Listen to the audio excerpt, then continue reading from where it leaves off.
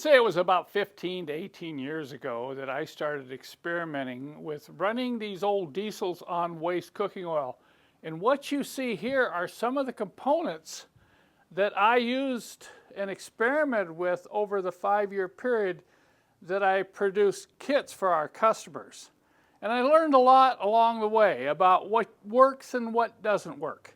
And finally ended up producing an efficient single tank system for the old Mercedes diesels up to the early 1990s. So in this video, I want to talk about some of these components, why they are, what they do, what worked, and what didn't work. Boy, this brings back memories. This was the first system I installed in a W123 240D, and it's what is called a dual tank system. You can see this other fuel tank over here. I chose to put the diesel fuel in a separate tank. Some people would put the diesel in the regular tank and they'd put a big tank in the back of the trunk for the vegetable oil. You could do either one. But in a dual tank system, you start the car on diesel and you flush it out and shut it down on diesel. And once you get the engine up to operating temperature, you switch to vegetable oil, which is run through this filter right here. And in this case, I put a copper coil down in this insulated can to heat the fuel in the filter. If you did not heat the fuel, you would have problems with that thick waste vegetable oil congealing inside this filter and causing power losses. So that's what these extra hoses are and coils inside there. And I chose a quick change filter. And then over here, you can see this is the heater. It was a straight through heater to heat the fuel. And then you see there's a fuse panel to control the different electrical components, a switch for the heater, and here's two three-way valves. One three-way valve was to switch between the diesel tank and the main tank, and the other three-way valve was to switch between return fuel and looped fuel. I'm not going to explain that in this video. You might get a hint on it, but you had to have these two valves in order to run a dual tank system to switch back and forth. And you definitely needed a heater up in the engine compartment to heat the veg oil before it moved on to the injection pump. And for those of you wondering how that fuel tank was fitted in the trunk of a W123, here it is. You see it sat right in this sidewell on the right side and really did not interfere with the cargo space inside the trunk. If any of you are interested in this tank, it will be available on my website, but you'll have some serious internal cleaning to do since this tank also had vegetable oil run through it. Well, right away, I know what you're thinking. Man, that's a lot of complexity just to run some vegetable oil in your old diesel. Now, there's a lot of reasons why people like running dual tank systems, and I may allude to that a little bit later. But after a while, I decided, you know, these engines run so well on vegetable oil, I'm going to see if I can make a single tank system and eliminate a lot of this complexity. Two of the biggest challenges when running straight vegetable oil is, number one, the viscosity of the fuel. That vegetable oil is thick, and when it's cold, it's really thick. So getting it to move from the fuel tank up to the engine compartment can be a pain. I can remember in that first dual tank system, I had a hard time even priming the engine to get it started. So what I did is I put a bulb pump in to bring the vegetable oil up to the filter because it would not move up on its own with just the engine-driven fuel pump or lift pump. So one of the first things I did when I started experimenting with single tank systems, that's just no tank for diesel, we're going to run this engine on straight vegetable oil in the factory fuel tank, is I added a fuel pump at the back end of the fuel system. That's right below the fuel tank. Now, adding this fuel pump pushes the vegetable oil up to the engine. And I noticed immediately when I added this pump that I would get more power out of that engine, even on diesel fuel. I sometimes said, you know, everybody should have 2 pumps in their old 617 diesel, because having that little extra fuel pressure really makes a difference when you stomp on the engine. One of the problems, of course, with the factory fuel tank was the outlet was so small that I had to get it to drain out of the tank and get to this fuel pump. So what I did is I came up with a modification to put on a larger fitting at the outlet screen and use 1/2-inch hose, not 5/16, but 1/2-inch fuel hose, so that vegetable oil could drain out of the tank under gravity and get to this fuel pump here. And that worked pretty good until the weather got really cold.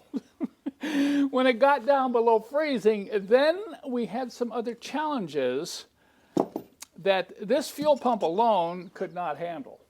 I know some of you viewers are looking at this and wondering, what in the world? What kind of a contraption is that? Looks like something that should go on a furnace, right? So what I decided after this experience with extremely cold weather is I needed to have a way to heat the fuel back at the back end of the car, right when it came out of the tank. I needed to heat the fuel so then the pump could move less viscous or thinner fuel up to the engine. And this is when I designed this combination sump heater. This sump heater can be heated by engine coolant. Of course, you have to run coolant lines back here. So the engine coolant goes right through this pipe assembly. The fuel's in here and it heats the fuel. Look at this. That's a glow plug. That's right. This was one of my biggest discoveries of all, was realizing the glow plug makes a wonderful heater for waste cooking oil. The problem with that heater, that straight through heater you saw in that dual tank system, the fuel's just moving through there. It doesn't have a chance to stop there or settle there and really heat up. Well, the fuel runs into here, and initially at startup, before the engine coolant heats up, the glow plug would come on. There's a thermostat and a relay, and this glow plug would heat the fuel right away, right upon startup. And then once the engine warmed up and hot coolant started to run through this sump, then the glow plug would shut off, and you'd be cruising down the road with nice warm fuel leaving the sump and going to the pump. So here you can see the 1/2-inch fuel hose. This would be coming in from the tank through that enlarged fitting, warming up in here, and then exiting the sump at this high point here and going down underneath the car to the fuel pump, and then the fuel pump would be pushing that nice warm thin fuel up to the engine.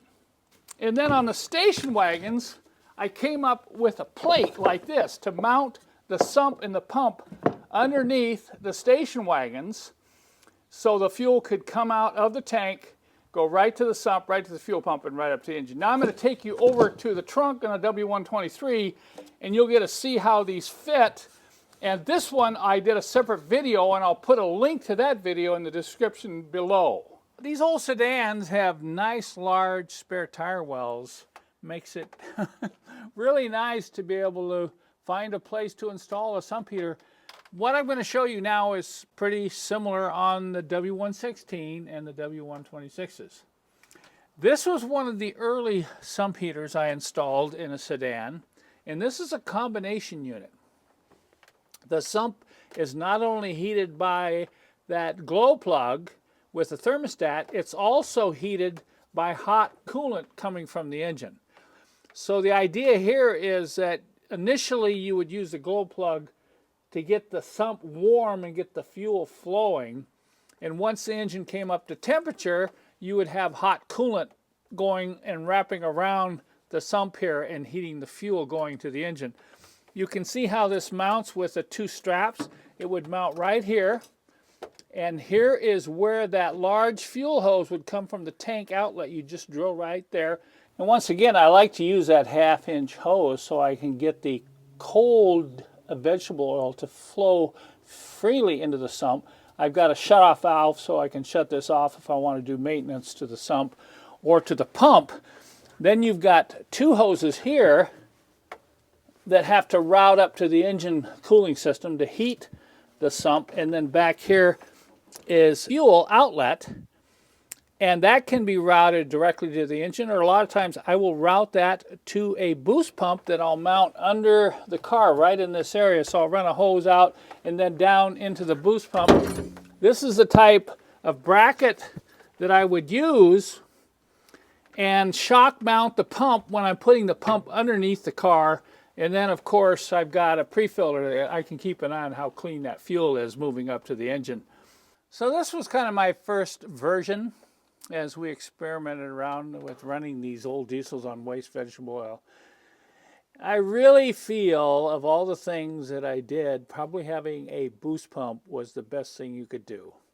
Now, I like the idea of a dual heat source like you see here, but I realized after playing around with this one, it would be a lot more efficient if I could be heating the fuel inside the sump from this copper instead of outside, wrapped around the tubing.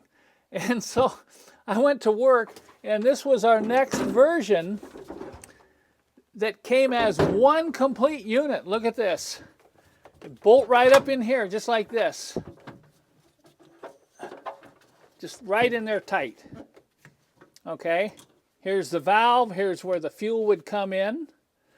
This is where the fuel would go out of the pump. And of course, look at where the hot coolant cooling source goes. It goes right down through the center of all these black iron fittings. So this is a copper pipe running all the way down to the center. So you have coolant coming from the engine, entering here, and exiting here. So this really kept this warm. Once again, a glow plug was used just initially to heat it up before the engine heated up. But this worked great, and this would fit pretty tight against the spare tire, but it would fit in the W123 and W126. So this was a unit that worked out very well for running waste vegetable oil with only one tank. Now I want to show you a couple things I did up in the engine compartment. Unfortunately, I sold my last STC 100 single tank conversion setup a few months ago, so I don't have a live model, but I want to talk about the filter for the vegetable oil. I went through a lot of filters, and I chose the standardine filter primarily for the ease of changing it. Now, when you're out on the open road, you better be ready to change your fuel filters, because when you get some bad vegetable oil, it can plug up the filter very quickly. What's nice about the standardine filter that has this locking ring, you don't need any special tools. You just pull the ring, and then you can pull the filter off like this. Even when it's gummed up with old veggie, you can get this filter off, and then put it back on, just lock it in like this. Here's a bleeder screw. And you have various fittings for different applications, but this was the fuel filter of choice. And the other thing I did was offer an option for a copper coil that would just fit right on the bottom of this filter housing, so the operator would have the option to heat the fuel. I mentioned about that flow-through heater for the vegetable oil right before the filter. I wasn't happy with that, so I used this glow plug idea again to build a heater, a vertical heater right next to the filter, using the glow plug, and this would be running all the time, to heat the fuel right when it came out of the filter and before it went into the injection pump. And I took a brass fitting, did some special machining. I had to change the fitting down in there so this would seal, but this is just a standard OM617 glow plug, and this brass fitting would go into all kinds of black pipe fittings. So you could go down to the hardware store and choose the black pipe fittings that you'd want and build your own sump heater, build your own engine heater, and so on. So this is still available on our website. If you want to experiment around with vegetable oil and you want to use a glow plug heater, this is one of the things we still have for sale. And then the other thing is the valving. When you have a single tank system, you're going to have to loop the fuel. So the fuel coming back out of the fuel injectors does not go back to the tank. It goes right back into the heater, because you don't want to send the fuel back and have it cool down and then come back up. So the first valves were all electric. As you see here, this was a simpler valve. This is a more expensive valve. By the way, I've got 2 or 3 of these valves still available. And the problem with the electric valves is you don't need to turn it on and off very often for a single tank system. So why have the potential of an electric valve and the switching that might fail? And I went on my single tank system with this brass valve. So you could put it in return mode if you were running diesel fuel, and then you turn it and put it in loop mode if you were running a vegetable oil. So those are some of the things I did up in the engine compartment to make this system work. And we've had some requests, to reintroduce our kits with the cost of fuel where it is today. But I probably won't do that, but I might make available some of my manuals. Some of these items we'll offer for those of you who want to experiment with running waste vegetable oil in your own diesel engine. I'm going to put these components up for sale on my website. Unfortunately, they won't have any instructions, so if you're interested in some of these, you're going to need to have some background in converting these diesels to run on waste cooking oil, or what we call SVO, straight vegetable oil. Just check out the links below and take you right to these items.